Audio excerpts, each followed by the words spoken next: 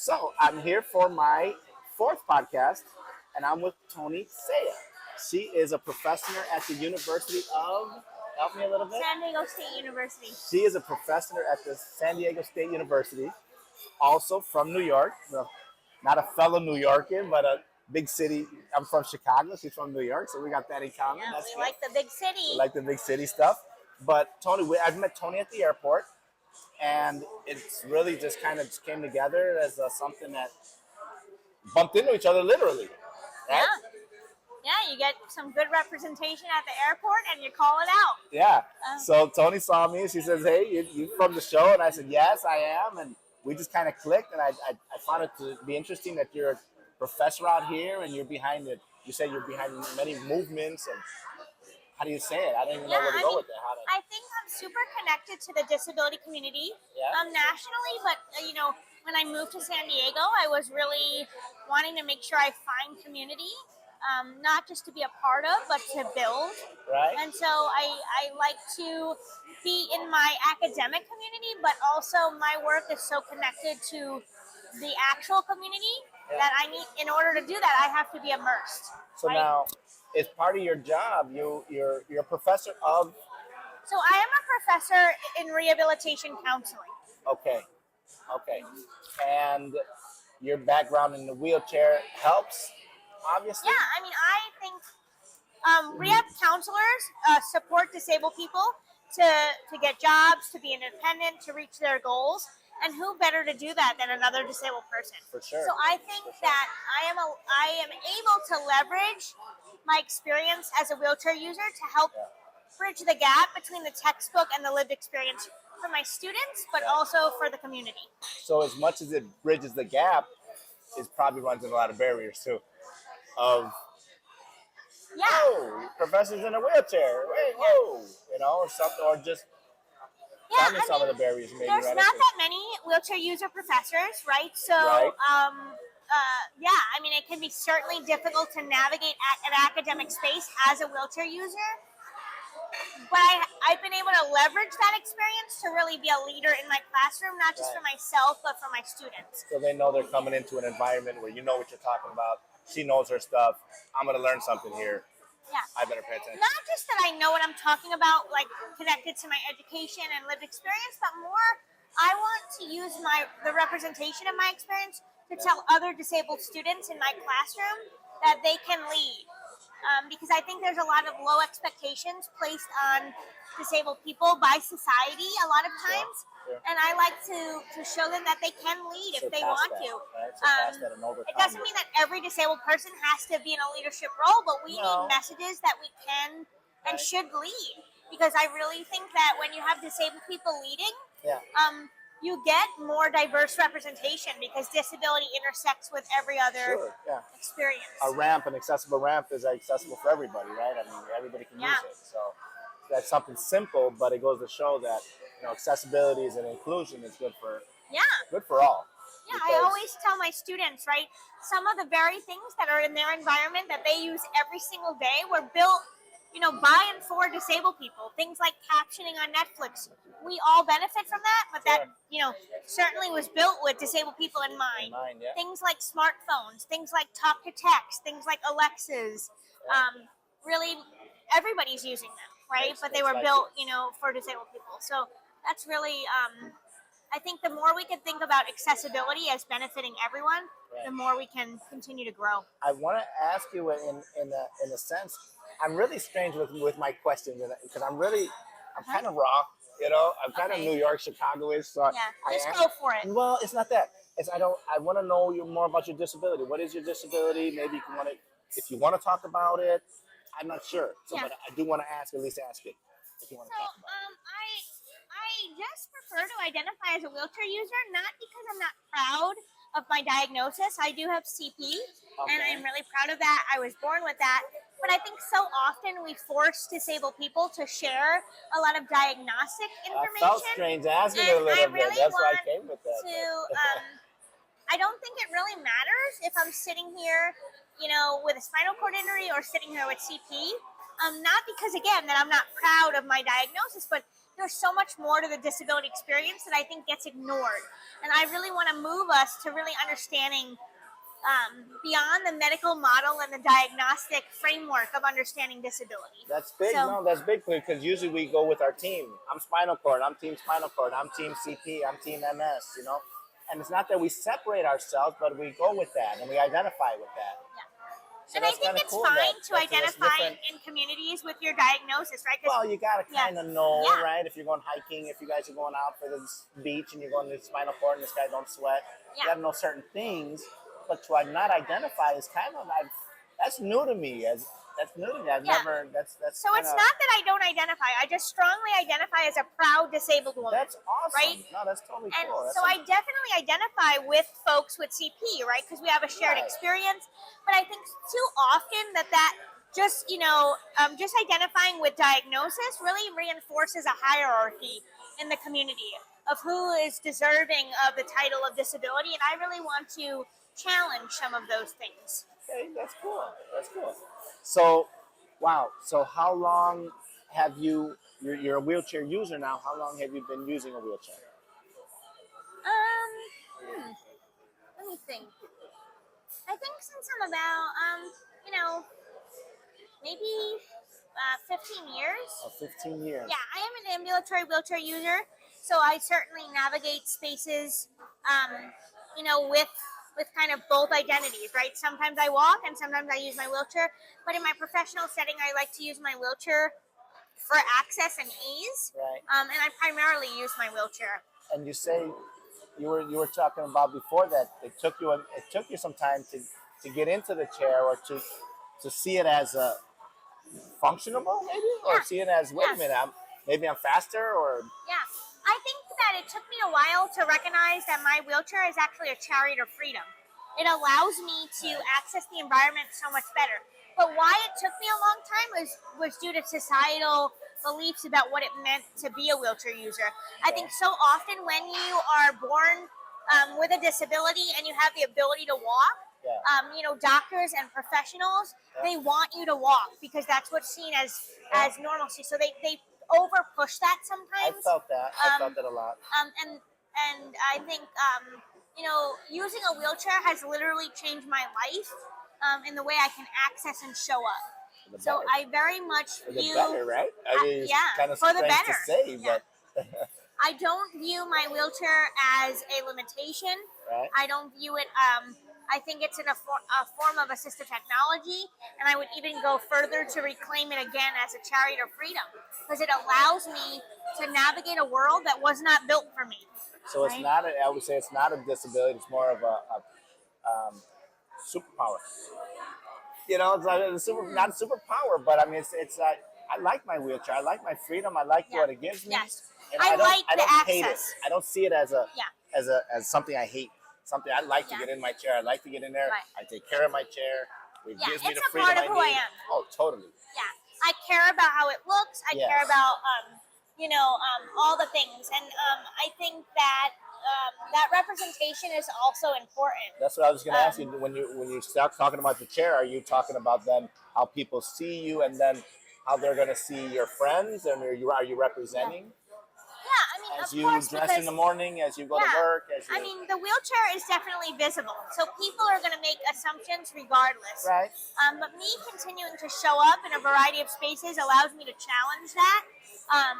And I often hear folks will say like, you're bound to your wheelchair or your, inappropriate comments around being a wheelchair user. But again, I really see it as, a device that supports me navigating a world that's not built for a wheelchair user.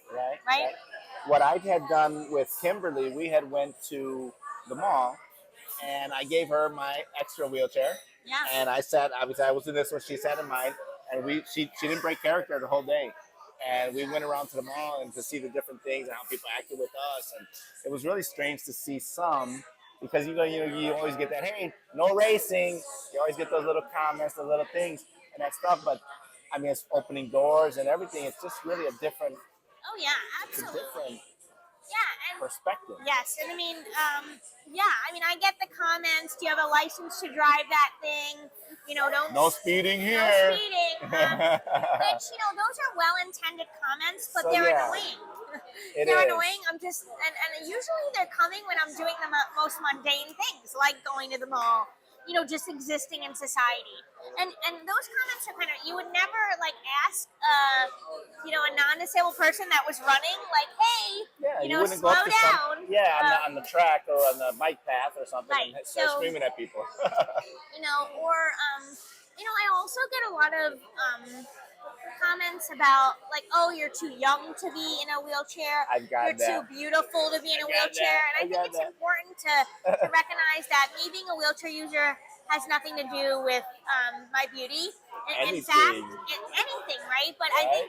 I think so often in physical. society we think that disability is synonymous with a lack of beauty or Only a lack happens of to yeah. unlucky people Yeah. or Right. or what.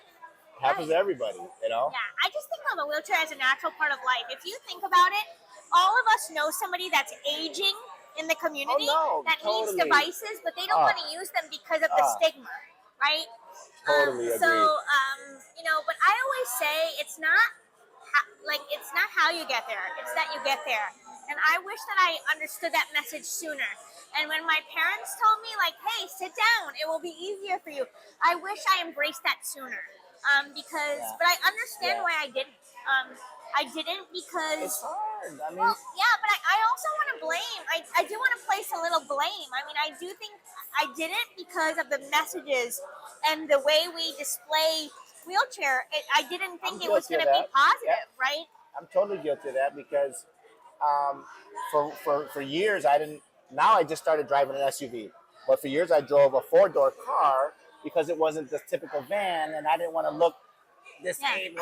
Right. And I didn't want to fall into that. There's things that I don't want. Oh, I don't want to go to the beach with the big wheels on the chair because everybody's looking at me. Right. So there's still things I got to get over after 20 years of being in the wheelchair. Oh, of course. But society doesn't really see that in the sense of like the airplane.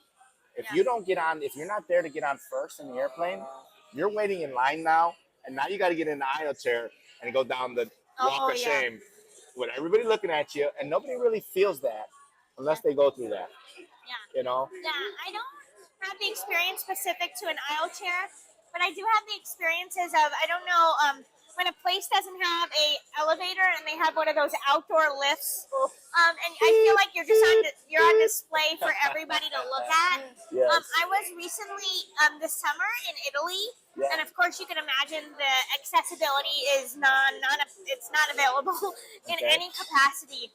But yes, it's not physically accessible at all. However, what nobody prepares you for is the attitudinal barriers. Like they're surprised to literally see you out. I can't tell you how many people were like watching me going up and down the lift because I don't think it's ever been used. They stop and look. I don't know for sure, but you might as well give the queen wave and hi. And in one of the hotel rooms in Rome, the lift to get down was in the middle of a wedding hall. And so they told me, oh, it's not a big deal. Nobody's getting married. And then somebody was, or I don't know if they were getting married. Another type of there event. Were people there. And there I am in the middle of their event, but I had no other choice. And everybody was looking at me. And it's not that I'm ashamed of myself. I'm not. But it's not. But it's like it's ridiculous. Yeah. I mean, it's why don't you do it when you can do it? Yeah. And then feel comfortable, then I'll do it. Yeah. And it was like I felt also intruding on their wedding, and I bet when they booked the event, they probably said something to the effect of, "Don't worry about it. Nobody typically uses this lift." That doesn't happen. Don't worry about that. Then it was interesting. Another thing which is kind of like that I wasn't prepared for, how small the elevators were in Italy when they were available. How about bathrooms? Everything was just smaller, right? Which sends the doorways. Message, right? Everything is smaller, but my partner's also a wheelchair user, and we couldn't even go up in the elevator together.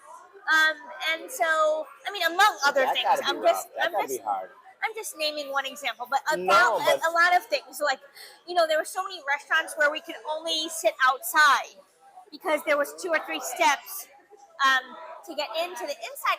And both him and I walk However, I didn't want to do that in the middle of Wow. traveling. No, I don't know how much you know about my story that I've done a lot of in Brazil before, even before the show. Yeah. But I was their wheelchair rugby coach in 2000 and oh my God, 2005 or 2009 or what it was for 2 years, and then in 2020 for 2 years. Oh, So wow. with that, I've been in South America a ton of times. I've been through that whole thing. Brazil, not accessible. I mean, yeah. They got sidewalks that are sidewalks with stairs. Yeah. They got sidewalks and all those 3 stairs, and it's like, Yeah. oh, geez, what do you do with that? But I think it's important for anyone that does listen to this or whatever. Like, I was prepared for the lack of physical access. Like, I knew that Europe not going to be physically accessible.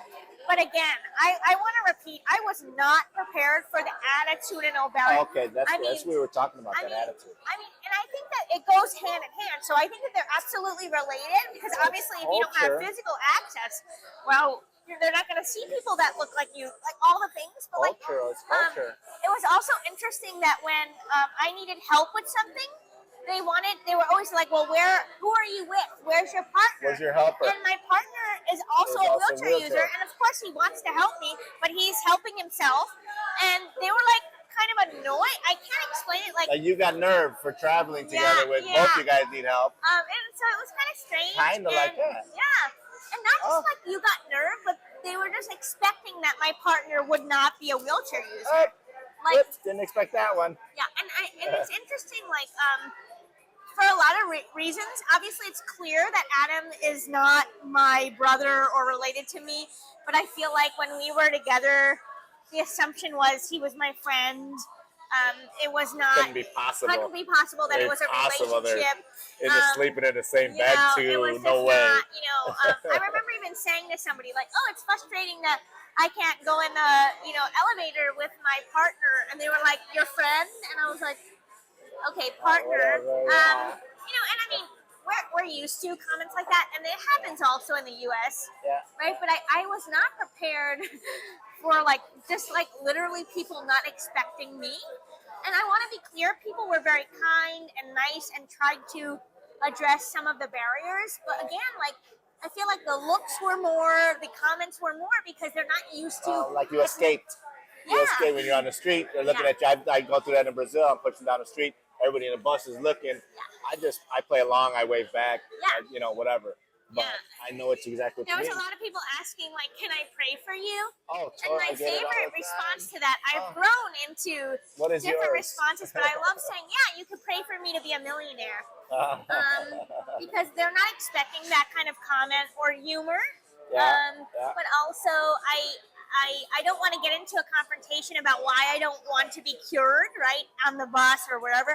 But I love the little humor. And what are you praying for? I know, You know, I got to know what you're praying for. You might be praying for me to die tomorrow. I know, that's true. Can you let me in here what we're praying for? Yeah, and whenever you use the money thing, pray for me to win the lottery. They're like, they're not ready for that, And so I think as a disabled person, you have these kind of humorous responses in your back pocket. You don't always think of them on the fly because we're getting comments all the time.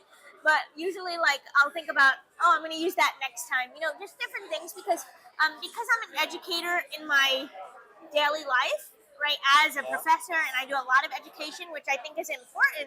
I don't exist to educate people.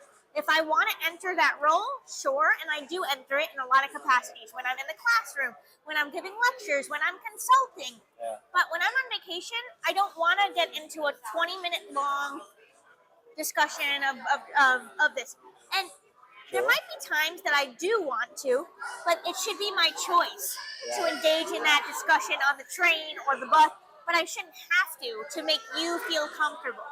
And it's not, I want to be clear, I'm not against educating people. I know a lot of people don't know anything about disability, but I'm allowed to turn it, to just exist without, being the walking encyclopedia, or in this case, rolling encyclopedia for, all your questions. I also think it's a lack of privacy that I'm not. Go ahead. No, it's okay because I want to ask you though because you're going with that. But what is the utopia? What is the main? It's not because it's not. is it inclusion? Do you want to be No. No, it's not, right? It's not the utopia, and you don't want to be forgotten. You don't want to be a ghost, but you just want to be. What is it? What is the perfect Yeah, for me, right? This is end all be all for my everybody? answer to this is, first of all, I want to see a lot more disabled people in society, out and about, so that you can't So just they exist, point. but they're not out. Yeah. Is that what you think? No, I want disabled people to have access to all different communities. I want them to be very visible. Okay. I want it to get to a point where you see so many disabled people. Does that start at home? Does that start looking in the mirror? What does that start? I mean, I think it starts with society becoming more accessible. Okay. Again, these are. I think for me, I actually probably have a different utopia than a lot of people. I want a disabled takeover. I want disabled. You want people light everywhere. switches down here everywhere. Because I think it's not just about access, like light switches and stuff. Sure, that stuff benefits everybody. Like a curb cut, it doesn't just benefit a wheelchair user. It benefits a stroller. All the different things, right? It benefits everybody. But I really think that we don't look at the value that disabled people bring in society. There are so many talented disabled people that get pushed away and erased by society. So I want to get to the point, back to the example, like if the person's asking me a question on a bus, I want to get to a point where they don't need to ask that, because there's so many of us that they don't need to ask. And does it? Because it's not irritating to have those questions, right? Because they're curious. It depends. I know we all got the silly questions. Does he have sex? Does it work? Does all that silly ass stuff that people have no business asking? Yeah. I think personally. Yeah. But can you blame from some questions? And to be fair to the able-bodied community, that just like, because before I was in a wheelchair, I was ignorant to a lot of things, and I just. Yeah. So I gotta be honest. Not annoying. Talk to me. Unpopular opinion, but I'm not interested in being more fair to able-bodied people. I think they need to do. They need to do their part. They need to Google some things. And they what is need that? to Do read your part some. is not getting Social Security and staying home and getting a check. No, depending on. Do your part is learning about disabled people from lived experience. Read memoirs from disabled people. Don't learn about disability from non-disabled people. The same way you wouldn't do that for race or gender, right? Learn from the people. I am a big fan. Does that mean walk a mile in the shoes, or does it mean just talk to somebody and open your mind? Here's the thing. It's not that I'm anti-questions, but I think there's a time and a place, and a lot of those questions are to make those people more comfortable with my existence. Okay. And I'm not okay with that. Okay. I'm not speaking on behalf of the entire community, the disability community, right? I'm allowed. But for me, I think a lot of their questions are pervasive. I think a lot of their questions really doesn't matter how I answer them. They don't. They've already made their opinion. They've already formed their mind. If I choose to educate somebody, that should be my choice. Just like, a woman shouldn't have to walk around and be, sharing every link on feminism. Like, you could still do that. With, other people have to be involved in the feminist movement, not just disabled people. Right. So I think that's part of, or not just women. I mean, in my example. No, sure. Like, I'm not interested in making the world nicer for non-disabled people. I feel like in 2025, if you're not aware that we exist, there's nothing I can do to show you that. At this point, I want action. I don't want awareness. Everybody wants wear green and march for CP, all these awareness days. I don't want awareness, because you wearing a green shirt for the CP community is doing nothing for me. Nothing. No amount of green is going to take away systemic barriers. So I understand that people need an opportunity to learn and do, and I'm an educator. I educate people all day. Right. I shouldn't have to educate you on the bus. Now, if it is a child, it is different. I welcome questions from a child, because I don't want children to think. I have a lot of great conversations with children, because I want them to be curious. I don't want them to be afraid of asking. I hate when parents pull their children away, because that sends them a message. But adults, I always ask them too, like, would you ask a non-disabled person a question about their sexuality or like they'll ask questions that make no sense. How did you get pregnant? Or like these things that are just And again, like, I'm sharing other experiences Yeah, from, yeah, yeah. friends, Other people. but it's just like, I don't, and again, I mean, and I also think that we are forced in society to overshare, um, just to make others uncomfortable. And So I it's don't none of your blame business. us. It's none of your business how I get in my Yeah. bed.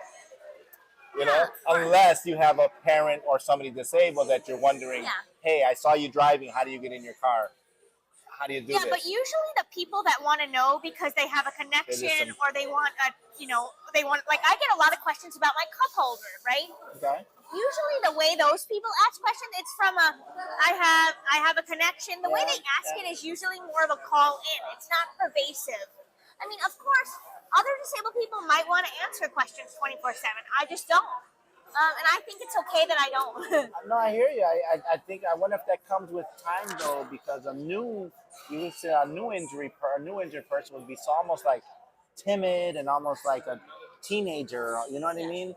And then we've been in chairs long enough in our life that we're almost like the elder Yeah. of wheelchair to where Yeah. we can say, hey, you do this, that, and this, but to where a new injured person might be just like almost intimidated by all Yeah, that. they feel like they have to answer it just to get Right. out of the situation. Right. I mean, I want to also be clear. If it's another disabled person, I answer anything and everything, right? Yeah, help That's me out. totally. Right. I think that's very different.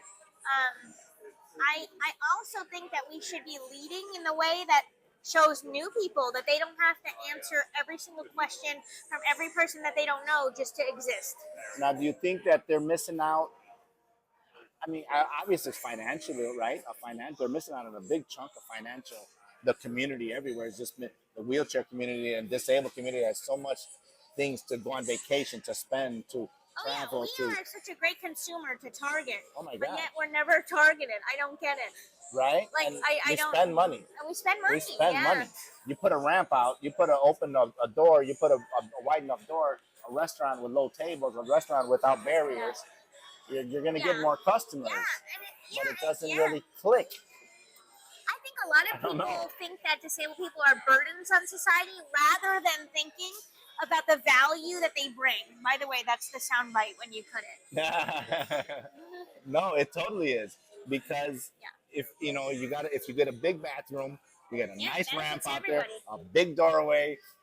People are coming in. And we actually You know? know that to be true anyway. Think about how many people that are not wheelchair users using the big bathroom They because love they They have love it. bags, but they're using it because it provides another level of access, right? It is frustrating when you're waiting for that one bathroom, but I understand why they use it. It Three is luggage bags frustrating. in there, and It they is got frustrating, but at the same time, I'm like, why don't we just make all but yes, there would be fewer bigger stalls. bathrooms, bigger There would be stalls. fewer stalls, but They'd be bigger.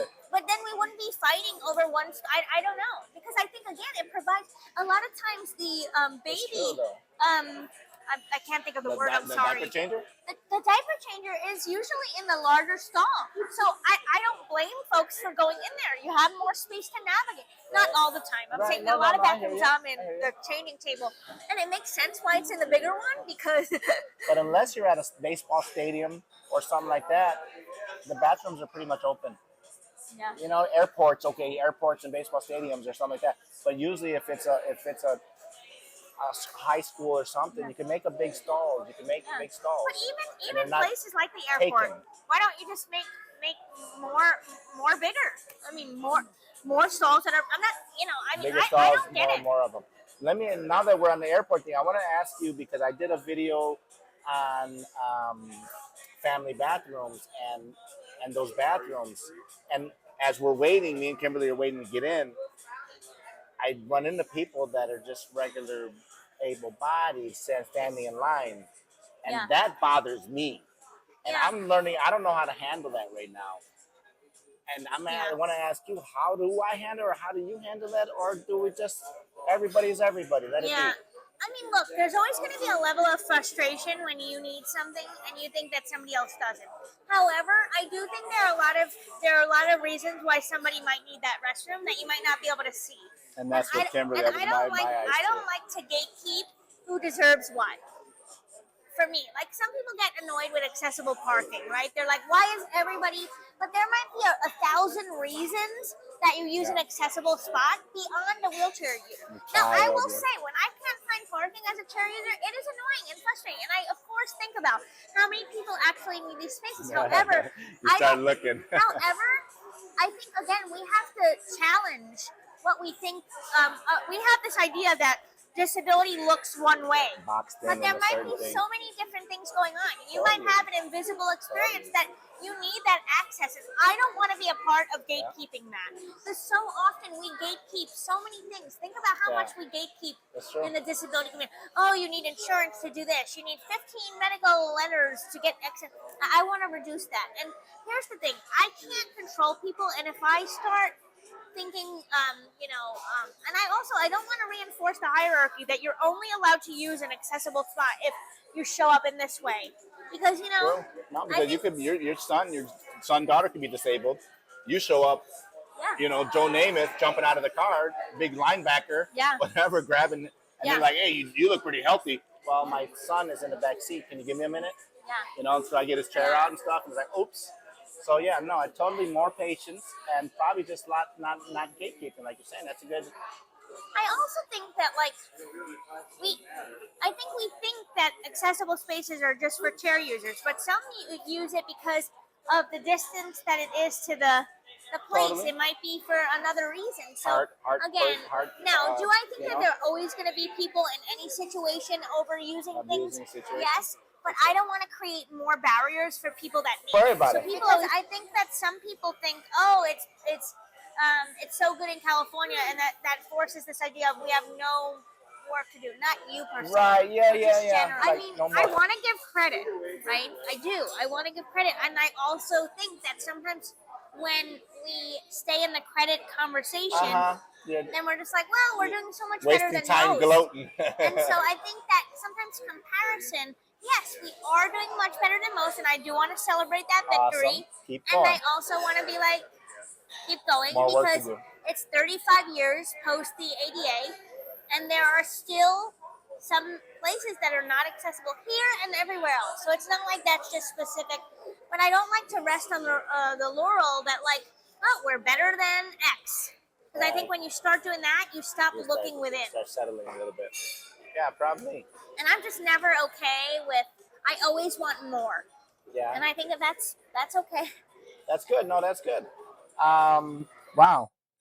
Wheelchair sports. You've played some in your. Yes.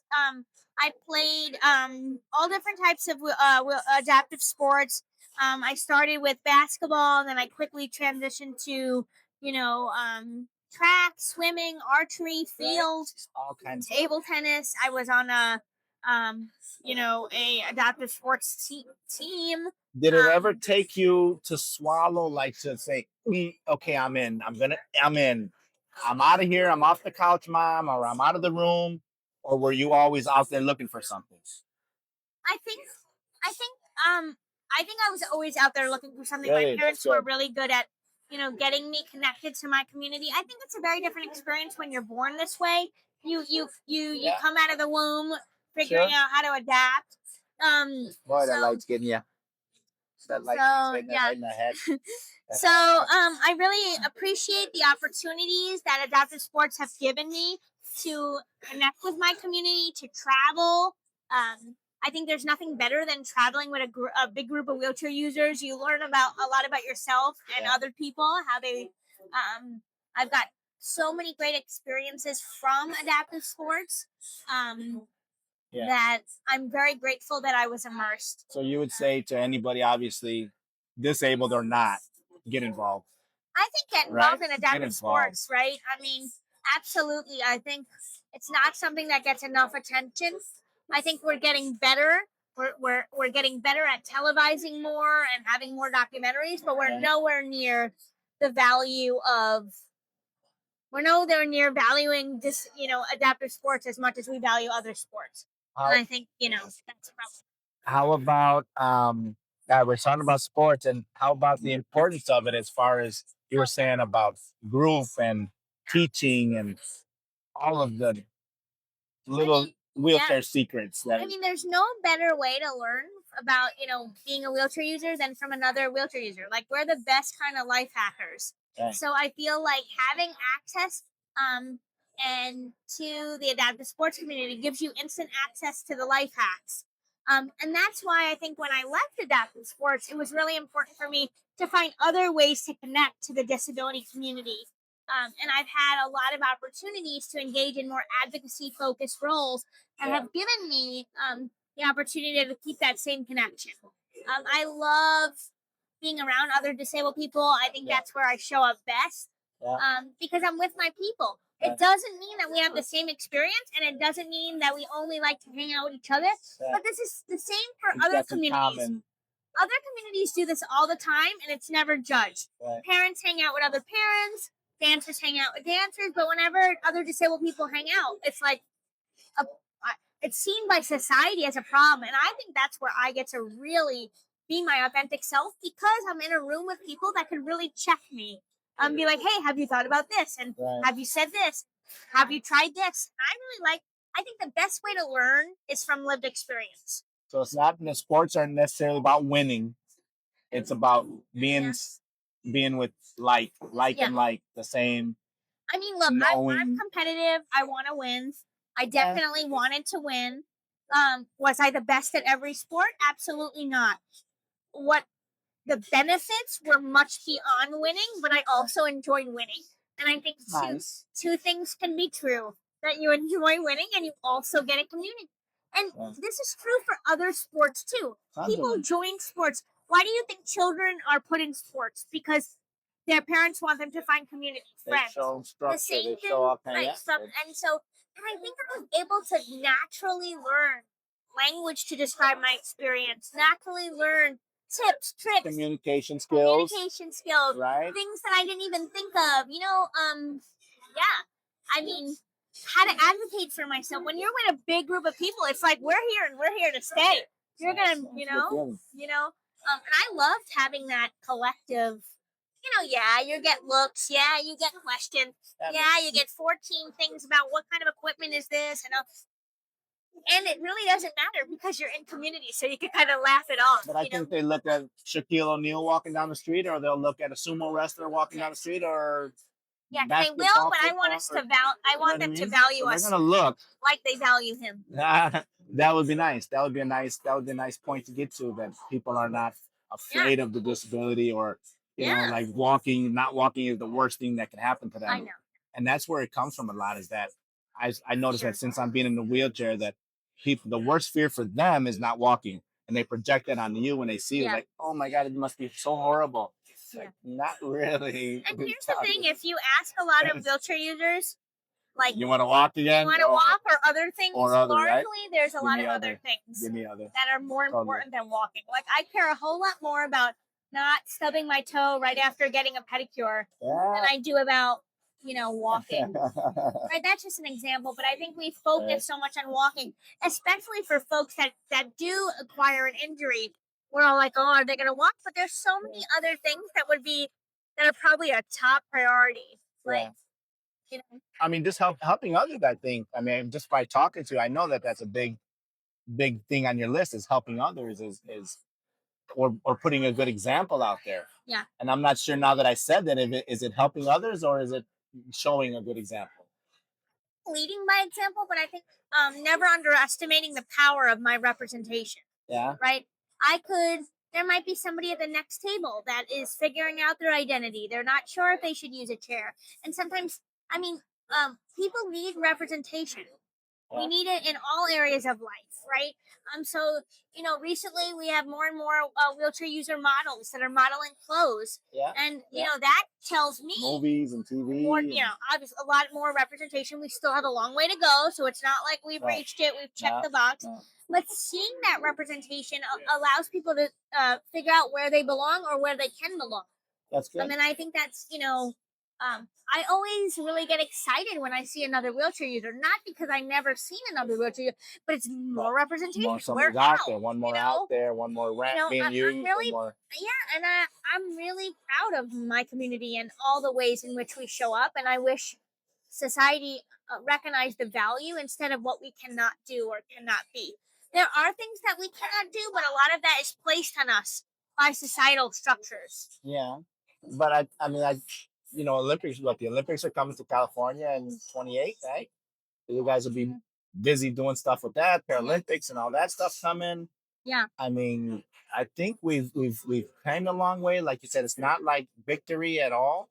Victory be done, but again, I think we've come a long way. Yeah, celebrate the small victories along the way. Some are bigger than others. Things are happening, and I really actually hope that the Olympics coming and then the Paralympics coming to LA. I hope, yes, it gives representation to the sport community of disabled people, but not, I also want to suggest that if you don't play sports or you're not the top athlete, you're not a bad disabled person. No, Like no. you don't have, I think you Come don't out have, and go fishing, do something. but I hope it helps, people to see just more representation. Yeah. Because I also want people to watch like adaptive sports. I don't think they always have to be the one You know what? playing. I heard when Murder Ball was out, I was playing rugby and I was probably in my fourth or fifth season. So I went to all the premieres, kind of as much as I can in the area, and we were out there with rugby chairs and all this stuff. And I approached the guy, and then we were just in a conversation, like, man, I just don't know how nobody can get on this train of Murder Ball and enjoy this, and it's such a great thing. And he says, you know what? I'll be honest with you. Let me tell you, I'm not ready to see disabled people attacking each other. And I was so like you, like right now, I was like, what? Are you serious? Yeah. Meanwhile, they'll watch non-disabled people fight in a ring. MMA, choke outs, everything else. And I was just like, wow, I didn't know that existed out there. Yeah. So I was kind of sad by that. I was sad. But I think a lot of people hold those attitudes of where disabled people I was belong. nice. I was happy and grateful that he was honest. Yeah. Because that honesty you don't get. You don't find that everywhere. And that was nice. Yeah. But think about the fact that, I'm glad that he was honest. Sad. And also, like, he said that to the very community he's talking about. He probably, if it was any other identity or culture, he probably wouldn't have been that honest. So he's not threatening? You don't think he was threatened? What do you mean? I just think that he's able to be that honest because we devalue disability in so many ways that people could just say whatever they want without any intention of harm. That could be, even though you're happy for honesty, that could do a lot of harm. I mean, he could have said that to somebody that could have really put them back. Saying that, I wanna end this with our conversation about the show, because now you said that, and now I want to say that in our conversation you were saying that they put me out there a little bit, and I signed up. I know what I signed up for. I'm not playing baby or anything. They did this to me or that. But we were talking about, they made it seem like I was lucky enough to have some attention. Tell me about that, because you put it real nice. I think for me, whenever you do any form of media or a news article, whatever you do around disability, there's always a fine line between we want to be represented, we want to be out there. Yes, and that was my plan. But we never know how we're going to be portrayed perceived or portrayed, because they go for sound bites or they don't give it in context. Drama. But that's the tough balance, because again, we want that representation. So we don't want to not do it because of the risk of how we're being portrayed. Sure. But then the portrayal could be harmful. Could be. Not saying it always is, but it could be. Do you feel that I was portrayed in not that you know me any more than anybody else, but as far as disabled guy, you think they put me out there like you should just be lucky enough to be out of the house dating? Take what you can? I mean, the major theme that I think that was looming over your experience, for me, my perception as a viewer, was burden.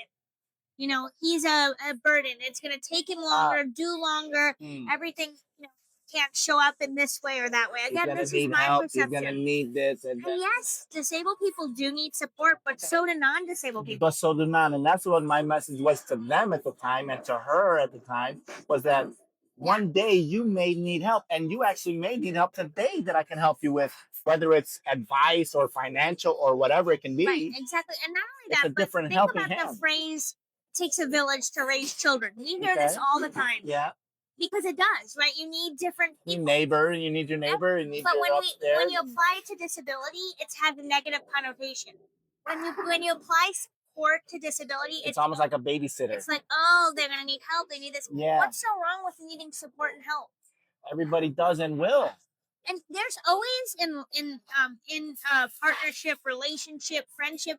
There's always people in the partnership that could do certain things better than others. No, Like for sure. example, Oh I my might God. be an excellent speaker, and my friend might be great creating the power or recording a podcast or getting you into speaking, or making right. those appointments, or making those or podcasts. organization skills. So Yep, I don't yep, understand yep. why we why we think it's negative when it's like support is placed on disabled.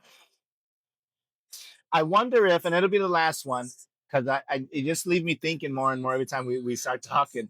And it's, do you think, well, I don't, is it the walking part of it? What is it that you feel that just it checks us out of the, you know what I mean? Because I always say, because people, I run into that too. You're so handsome, you're disabled, and you don't look. It's like, wait a minute. I want to see Brad Pitt in this chair and go in the bar and come out with somebody special. I don't think it's gonna happen. I don't know. I have to be honest. I still think What it is comes down to low. I think that people have low expectations for disabled people. So when we are challenging those expectations, people are uncomfortable. And people still don't expect us. People don't expect me to be their professor. People don't expect me to be, the leader in spaces, right? In disability spaces, they might, but I think again, there's a lot of misconceptions, and I think there's a lot of misconceptions looming over the community. So ending it on open your mind, have an open mind. What is it? What is it that? No, I mean yes. What is it? But for me, it's don't look at and stay in yours lane. Don't. I think for me, it's your job. Whoever's watching this, like you have to learn. You have to seek out opportunities to learn directly from disabled people. And this might sound basic, but listen to disabled people. If they share their experiences, they understand their experience best. They know their bodies. They know what they need. They know how to adapt their environment. Listen to them. So maybe someone might say, "Why do I got to learn that at all? What does that got to do with me?" Because you're going to interact with disabled people all day, whether you realize it or not. Sooner or later, at the grocery store, maybe a family friend, yourself. It's the only identity and culture and experience that you could age into at any point. So, like again, it's the largest growing minoritized group. So, like, you shouldn't have to see a disabled person to know anything about disability. Just learn about. So to that person, that again, just that teenager, that person, I'm not disabled. I got to worry about that. You will one day. I mean, you're gonna come across. You're gonna one day. I think it's your duty as a citizen. People are showing up in I don't mean a citizen of society. I mean like a human being, right? We have different perspectives. The same way you have to learn if you have an experience that's not, right? Like you might be a brother and have a sister, right? You don't know everything about what it's like to, live in your sister's body. You still got to understand it at some point. Well, I want to thank Toni for her time here.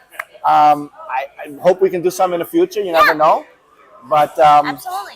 I'll add Instagrams or anything else Toni wants added or not. But thank you for time, and I hope you enjoy it. Thank you.